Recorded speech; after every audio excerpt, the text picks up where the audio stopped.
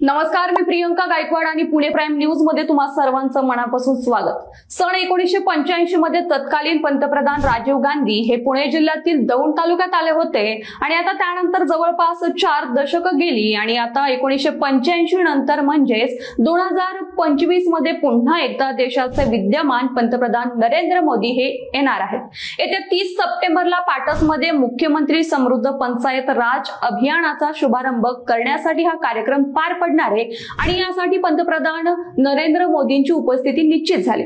आता तब्बल 40 वर्षापूर्वी पंतप्रधान राजीव गांधी दौंडमध्ये का आले होते, तर सन 1985 मध्ये राजीव गांधी यांनी भारतीय राष्ट्रीय काँग्रेस पक्षाच्या माध्यमातून ॲडव्होकेट अशोक बापूराव खळदकर यांना दौंड विधानसभा निवडणुकीसाठी उमेदवारी दिली होती आणि याच प्रचारार्थ राजीव गांधी यांची जाहीर सभा दौंडमध्ये पार पडली। ही सभा त्यावेळी विशेष ठरली कारण राजीव गांधी हे दौंडमध्ये येऊन जाहीर सभा घेणारे पहिलेच पंतप्रधान ठरले।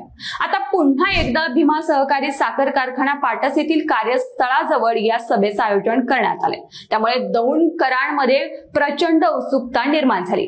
कार्यक्रम स्थळाची नुकतीच पाहणी करण्यात आली। या पाहणीत सुरक्षा व्यवस्था, वाहतूक नियोजन, कार्यक्रम स्थळाची आखणी तसेच नागरिकांच्या सोयी सुविधांचा सखोल आढावा घेण्यात आला। या जागेची स्वतः पाहणी आमदार राहुल कुल यांनी केली। या दौऱ्यामुळे दौंड तालुक्याला मोठे महत्त्व प्राप्त झाले असून स्थानिक प्रशासनाने तयारीला सुरुवात केली आहे।